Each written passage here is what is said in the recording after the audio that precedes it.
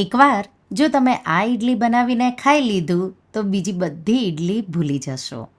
તો હવે તમારે બેંગ્લોર જવાની જરૂર નથી જો તમે ઘરે આ રીતે એકવાર પોળી થટ્ટે ઇડલી બનાવી લેશો. બહુ સરળ એવી છે.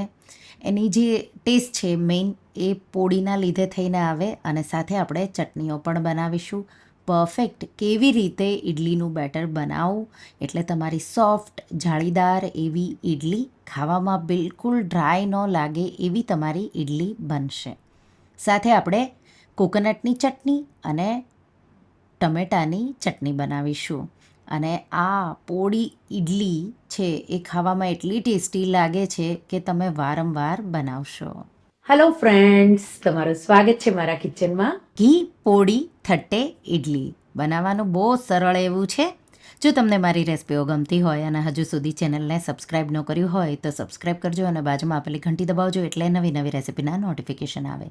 આ રેસિપીથી તમે 4થી 5 લોકો માટે બનાવી શકશો. તો સૌથી પહેલાં ઇડલીનું બેટર. એના માટે કોઈ મેઝરિંગ કપ લઈ લેવાનો છે. તો 1 કપ ભરી અડદ, તો આખી રીતે મને આખા અડદ મળ્યા છે. તમે અડદની દાળ પણ લઈ શકો. એમાં 1 ટીસ્પૂન મેથી દાણા ઉમેરી મિક્સ કરીશું. બીજો બોલ લઈ લઈશું અને એમાં આપણે 3 કપ ભરી મેં અહીંયા ઇડલીના ચોખા લીધા છે. ઇડલીના ચોખા ન મળે તો રાશનના ચોખા કે પછી પારબોઇલ્ડ રાઈસ છે એ ઇઝીલી મળી જાય તો એ પણ લઈ શકો.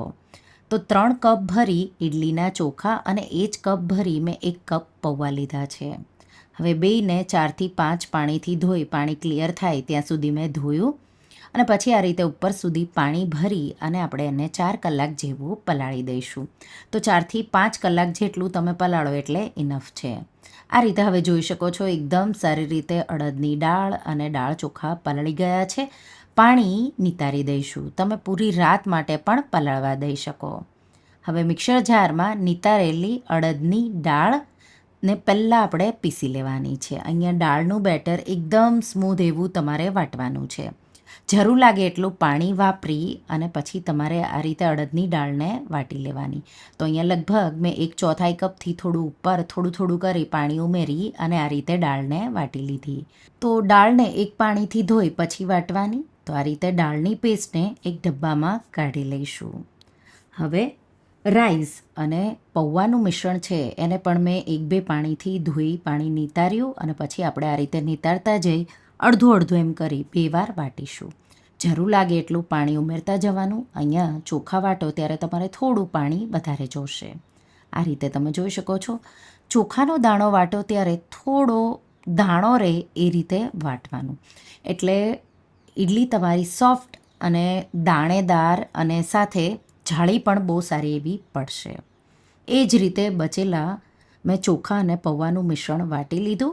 આ રીતે થોડું ચોખા અને પૌવાનું મિશ્રણ છે એમાં પાણી તમારે થોડું વધારે મેં વાપર્યું છે એટલે બેટર આવું બનશે. એકદમ એકસરખું 1-2 મિનિટ જેવું ફેટી મેં એને મિક્સ કર્યું. ડબ્બો ઢાંકી 10થી 12 કલાક માટે આથો આવવા દઈશું. તો આથો 10થી 12 કલાકમાં બહુ સારો એવો આવી જાય. વધારે બહાર નહીં રાખવાનું, નહીં તો ખાટું બેટર તમારું થઈ જશે. 10 કલાક પછી ગરમીઓમાં આથો એકદમ સારો એવો આવી જાય.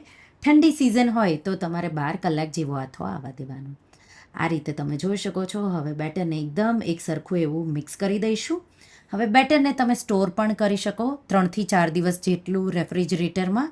તો તમે વીકલી એકવાર આ રીતે બેટર બનાવી રેફ્રિજરેટરમાં રાખી શકો. જ્યારે ઇડલી બનાવી હોય તો ઝટપટ બનાવી શકો. તો આ રીતે બેટર આપણું રેડી છે. એને હું સાઈડમાં મૂકી દઈશ. પૂડીને પણ તમે અગાઉથી બનાવી સ્ટોર કરી શકો. તો જ્યારે પણ ઇડલી બનાવી હોય તો બહુ ઇઝી પડશે. આ પોળી તમે એકવાર બનાવી મહિના સુધી કોઈ એરટાઈટ ડબ્બામાં સ્ટોર કરી શકો. બહુ ટેસ્ટી એવી લાગે છે. તો સૌથી પહેલાં આપણે જાડા તળિયાવાળી પેનમાં 1/2 કપ ચણાની દાળ લેશું અને ચણાની દાળને તો 4થી 5 મિનિટ જેવું સ્લો ટુ મીડિયમ ફ્લેમ પર શેકવાનું છે. હલકો એનો ગોલ્ડન કલર આવે એ રીતે ચલાવતા રહીને તમારે શેકી લેવાનું. તો આ રીતે ગોલ્ડન કલર થઈ ગયો. એકદમ ક્રિસ્પી એવી શેકેલી ચણાની દાળનો ટેસ્ટ બહુ સારો એવો આવે છે. ચણાની દાળને થોડી મેં કપડાથી વાઇપ કરી અને પછી આ રીતે મેં એને શેકી લીધી. શેકાઈ જાય એટલે આપણે એને એક પ્લેટમાં કાઢી લઈશું. અને હવે એ જ પેનમાં આપણે 4 ટેબલ સ્પૂન જેટલી અડદની દાળ. તો અડદની દાળનો રેશિયો ઓછો રાખીશું, ચણાની દાળનો રેશિયો વધારે લેશું. અને અડદની દાળને પણ તમારે વાઇપ કરવાની કોઈ કપડાથી, અને પછી તમારે એને પણ ગોલ્ડન થાય ત્યાં સુધી શેકી લેવાની છે. આ પોળી ઢોસા સાથે, ઇડલી સાથે કે કોઈ પણ પરાઠા સાથે પણ તમે ખાઈ શકો. સ્પેશિયલી આ ઢોસા સાથે આ પોળી બહુ ટેસ્ટી એવી લાગે છે. તો આ રીતે અડદની દાળ શેકાઈ ગઈ, એને કાઢી લઈશું. હવે એમાં આપણે 1/4 કપ જેટલા તલ, સફેદ તલ ઉમેરી અને ફૂટવા લાગે ત્યાં સુધી થવા દઈશું. લો ટુ મીડિયમ ફ્લેમ પર તલને આપણે શેકી લઈશું. તો તલથી બહુ સારો એવો આ પોળીનો ટેસ્ટ આવે છે. તલ ફૂટવા લાગ્યા અને આપણે એને પણ દાળ સાથે કાઢી લઈશું. અને હવે એમાં થોડા સ્પાઇસીસમાં 1 ટેબલસ્પૂન જેટલું જીરું અને અડધો ટેબલસ્પૂન જેટલા કાળા મરી, આખા જ મરી લેવાના છે. તો લગભગ 20થી 25 જેટલા મરી તમારે લેવાના છે. અને એ પણ ક્રિસ્પી થઈ જાય ત્યાં સુધી તમારે શેકી લેવાનું છે. તો આ મસાલો તમે એકવાર બનાવો, પોળી મસાલો, પછી તમે એને સ્ટોર કરવાનો હોય, એટલે બધા સ્પાઇસીસ આ રીતે શેકી લેશો, પોળીનો ટેસ્ટ બહુ સારો એવો આવે છે. તો આ રીતે મેં એને શેકી કાઢી લીધું.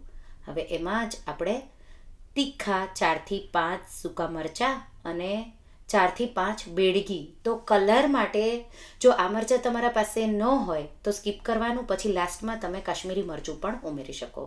તીખાશ તમને જોવે એ રીતે સૂકા લાલ મરચાં ઉમેરવાના. એને 2 મિનિટ જેવા શેકી અને 25થી 30 જેટલા મીઠા લીમડાના પાન ઉમેરી અને બેને આપણે ક્રિસ્પી કરી લઈશું.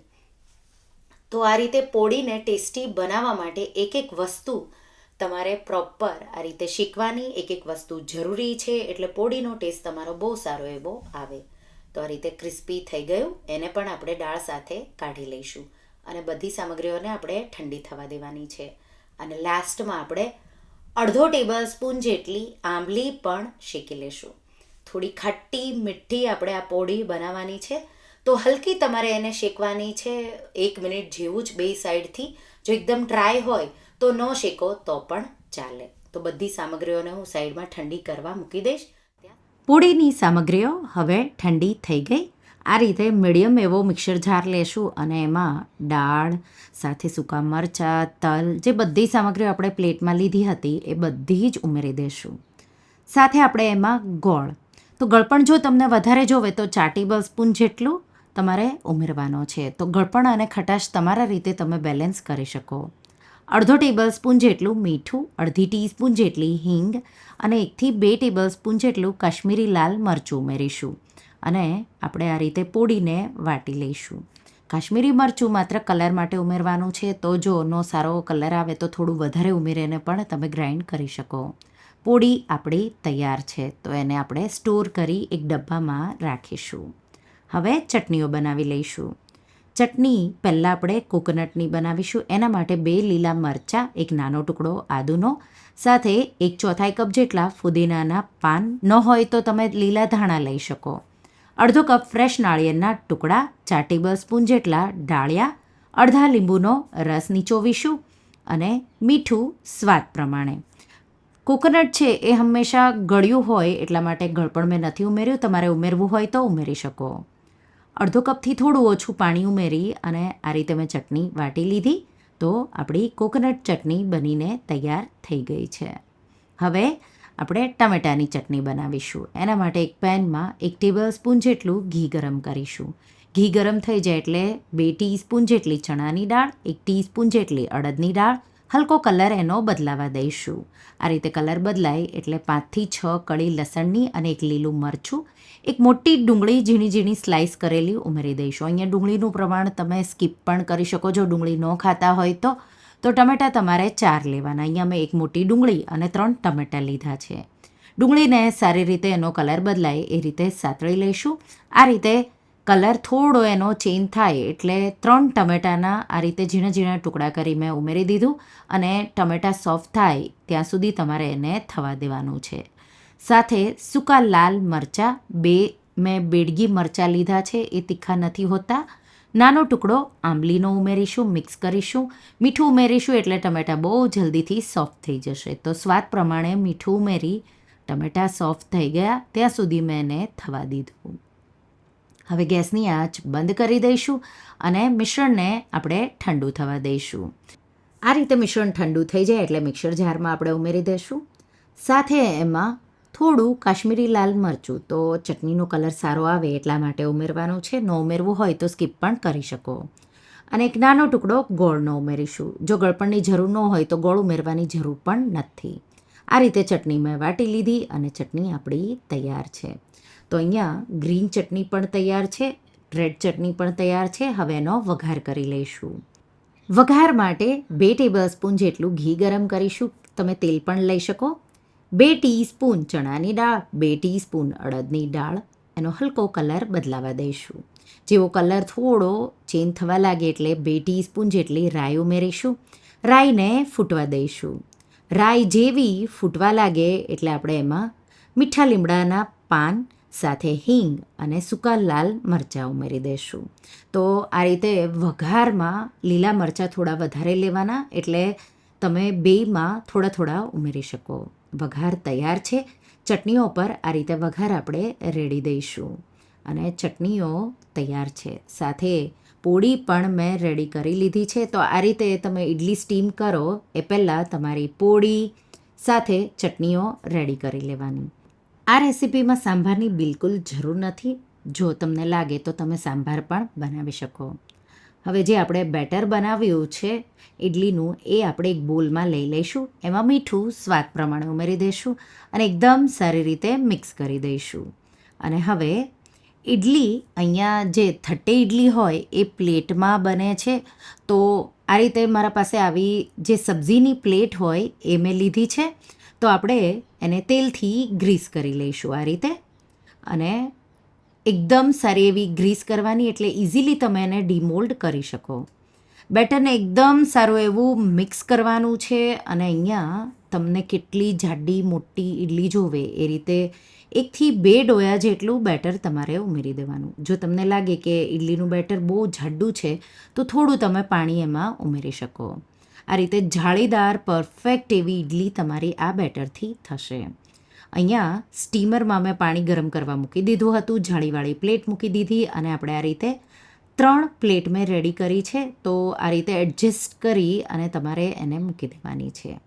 ઢાંકી હાઈ ફ્લેમ પર 10 મિનિટ માટે થવા દઈશું. તો પાણી ગરમ થઈ ગયું હોય પછી 10થી 12 મિનિટમાં તમારી ઇડલી થઈ જશે. આપણે એને કાઢી લઈશું અને બીજી 3 પ્લેટ મેં રેડી કરી છે તો એને હું મૂકી દઈશ એટલે બહુ જલ્દીથી તૈયાર થઈ જશે. આ રીતે હલકી 1-2 મિનિટ જેવી ઠંડી થવા દઈશું. અને તમારે થોડું પાણી તો 1 ટીસ્પૂન જેટલું આ રીતે કિનારી પર ઉમેરી દેવાનું. તો એનાથી જે સ્ટીક થયેલો ભાગ હોય એ સોફ્ટ થઈ જશે અને તમે આ થટ્ટે ઇડલીને બહુ ઇઝીલી ડીમોલ્ડ કરી શકશો. હલકી થોડી માત્ર થોડું જ પાણી ટીપા મેં ઉમેર્યા છે. તાવેથાના મદદથી સાઇડ્સ અલગ કરી લઈશું અને પછી આ રીતે તમે એને સેપરેટ કરશો તો ઇઝીલી નીકળી આવશે. તો તમે જોઈ શકો છો પરફેક્ટ એવી ઇડલી આપણી નીકળીને રેડી થઈ ગઈ. તો આ રીતે હજી આપણે બીજી ઇડલીઓ પણ આ જ રીતે સેપરેટ કરી લઈશું. એકદમ સોફ્ટ એવી પરફેક્ટ એવી ઇડલી છે આ રીતે. તો ઇડલીને સર્વ કરીશું. સર્વ કરો ત્યારે ઇડલીને તમારે આ રીતે બીજી સાઈડ ફેરવી દેવાની અને તમારે એના પર પોળી તમને સ્વાદ પ્રમાણે જોવે એ રીતે થોડું વધારે જ પ્રમાણ રાખવાનું. મેં પોળીમાં ગળપણ વધારે રાખ્યું છે. મારા ઘરમાં ગળપણ વધારે ભાવે. 4 ટેબલસ્પૂન જેટલું મેં એડ કર્યું છે. અને ઉપર ઘી તમારે જેટલું તમને જોવે એટલું ઉમેરી દેવાનું. અને તમે જોઈ શકો છો પહેલાં આપણે ઇડલી જોઈ લઈશું. એકદમ જાળીદાર સોફ્ટ અને પરફેક્ટ એવી બનીને રેડી થઈ ગઈ છે. આ રેસિપીમાં મેઇન ચટણીઓ છે એ તમારે થોડી પાતળી રાખવાની. અને પોળી જેટલી ટેસ્ટી હશે તો ખાટું મીઠું અને તમે મીઠું બેલેન્સ કરશો તો બહુ ટેસ્ટી એવી લાગે છે. તો એકવાર આ સાઉથની ફેમસ ઘી પોળી થટ્ટે ઇડલીની રેસિપી ટ્રાય કરજો અને મને કમેન્ટમાં કહેજો કે તમને આ રેસિપી કેવી લાગી. તો તમને આ રેસિપી કેવી લાગી મને કમેન્ટમાં જરૂરથી જણાવજો. અને હા, જો રેસિપી ગમી હોય તો વિડીયોને લાઇક કરજો, શેર કરજો અને મારા ચેનલને સબસ્ક્રાઈબ કરજો. અને આવી જ નવી રેસિપીઓ માટે તમે બેલ આઇકોન બટનને પ્રેસ કરજો.